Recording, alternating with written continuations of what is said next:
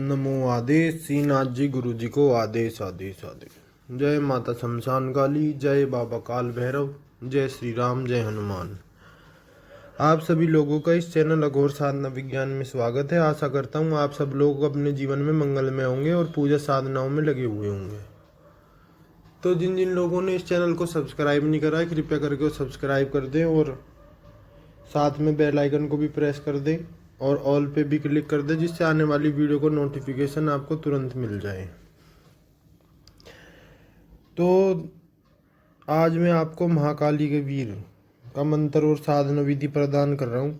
इस साधना को वही करें जिनके गुरु शमशानी हैं या जिन्होंने पहले बहुत सारी साधनाएं करी हुई हैं, शमशान साधनाओं में निपुण है, सारे नियम कायदे कानून अच्छे से जानते हैं और निडर साधक। तो जो वीर साधना होती है अत्यंत गुप्त होती है। ये ऐसे जग उजागर करने की बात नहीं होती। आजकल तो इसका बिजनेस बना दिया गया है। तरह तरह के लोग वीर कंगन, वीर मुद्रिका बेच रहे हैं और साधक इनके झांसे में भी आ रहे हैं। ये गुरु शिष्य की पद्धति से चलने वाली परंपरा है और वीर साधना से साधक षटकर्म को बहुत आसानी से इम्प्लीमेंट कर सकता है। मारण, मोहन, वशीकरण, उच्चाटन, विद्वेषण, स्तंभन, ये 6 के 6 कर्म है जो षटकर्म, ये वीर साधना से पॉसिबल हो सकते हैं। और इनको करने के बाद आप किसी की भूत प्रेत बाधा, किसी का ऊपर क्या बाधा है, किसी के ऊपर चौकी बिठाई गई है, किसी के ऊपर तंत्र बाधा है, ये आप चुटकियों में उनका विनाश कर सकते हैं। और जो वीर की सिद्धि कर लेता है, दरिद्रता भी उसकी जिंदगी में से नाश हो जाती है। और वीर एक सहायक शक्ति के साथ, जैसे एक परछाई के साथ उनके साथ रहते हैं। बाद में इनको वीर कंगन में स्थापित कर दिया जाता है, वीर मुद्रिका में भी स्थापित कर दिया जाता है। कुछ मुख्य वीर होते हैं, जैसे जो 52 वीरों के प्रधान होते हैं वो नरसिंह वीर होते हैं। और जो राजस्थान गुजरात के भुआ जी भोपा जी लोग हैं, इनके मध्य इनका प्रचलन ज़्यादा है। बाकी कापालिक पंथ में, अघोर पंथ में भी इनकी गुप्त रूप से साधना होती है। और वीरों को वीर कंगन में स्थापित कर दिया जाता है, जिसमें 52 पॉइंट बने होते हैं। उन पे एक एक वीर को बिठा दिया जाता है, जो कि अत्यंत ही दुर्लभ विद्या है। इसके बारे में कई लोगों के मेरे पास मैसेज आए थे, जिनको मैंने मना कर दिया, क्योंकि ये हमारे गुरुजी ने हमें बहुत विश्वास करके दी थी। ये ऐसे जग में बांटने के लिए नहीं है। और कोई भी सिद्धि आपके पास जब तक रहती है जब तक आप जन कल्याण की भावना रखते हैं। जिस दिन आपका स्वार्थ आड़े आ जाता है उसी दिन आपको सिद्धि छोड़ के चली जाती है और फिर दोबारा वो कभी सिद्ध नहीं होती। सिद्धि को एक बहाना चाहिए आपको छोड़ के जाने के लिए। इस बात का भी आप ध्यान रखें। तो जो महाकाली का वीर है, वैसे तो महाकाली के साथ सारे वीरों की शक्ति चलती है, पर ये एक स्पेशल जो इसका नाम है वो है महाकाली वीर, जो माता की शक्ति के साथ ही काम करता है। इसकी जो साधना है ये ऐसा शमशान में करनी है आपको, जहाँ पे बिल्कुल ही शमशान चिता फुकती हो, रेगुलर जागृत शमशान हो और साइड में कोई नदी बहती हो। इसमें आपका काले रंग का आसन रहेगा, रुद्राक्ष की माला हो या काले अकीक की माला हो, काले ही आपके कपड़े रहेंगे, काले ही आसन रहेगा। दक्षिण दिशा की तरफ मुख करके आपको ये साधना करनी है।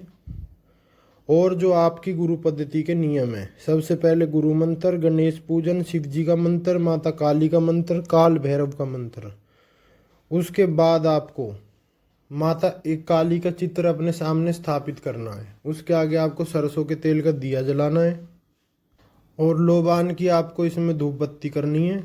और रोज आपको एक मिठाई का पीस रखना है। उसमें गुलाब जामुन भी हो सकता है, कोई मवे की मिठाई भी हो सकती है, पेड़ा भी हो सकता है, वो आप अपनी इच्छा अनुसार रख सकते हैं। और ये जो वीर साधना है ये बहुत ही खतरनाक होती है। इसमें आपको खतरनाक दृश्य देखने को मिलेंगे। आपको तरह तरह के रूपों से डराया जाएगा, तरह तरह के आपको इसमें बुरे स्वप्न आएंगे। अपने घर वालों की मृत्यु होती भी दिख सकती है, अपने गुरु की मृत्यु होती भी दिख सकती है।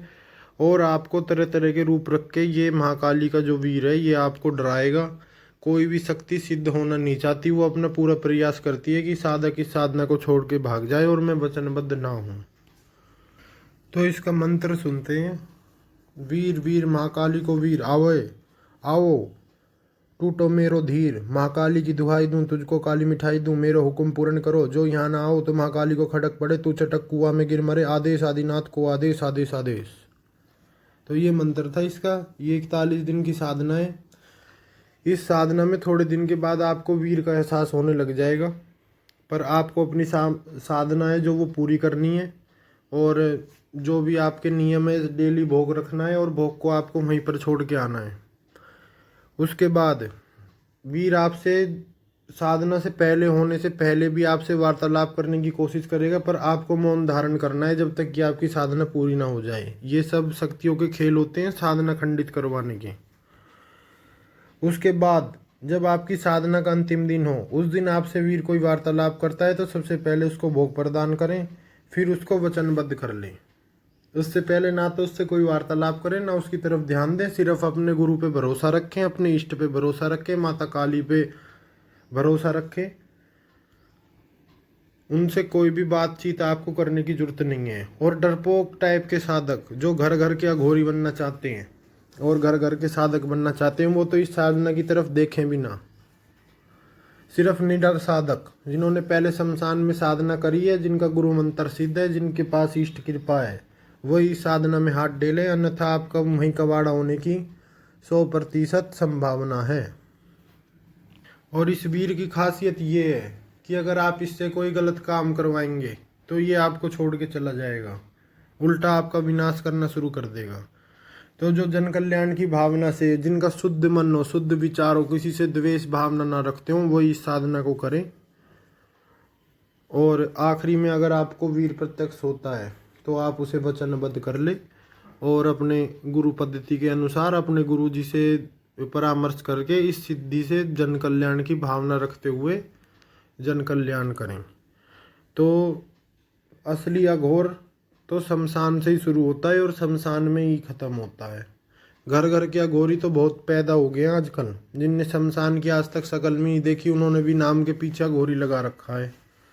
ना उनके पंथ का पता, ना गुरु का पता, किसी भी चीज़ का नहीं पता।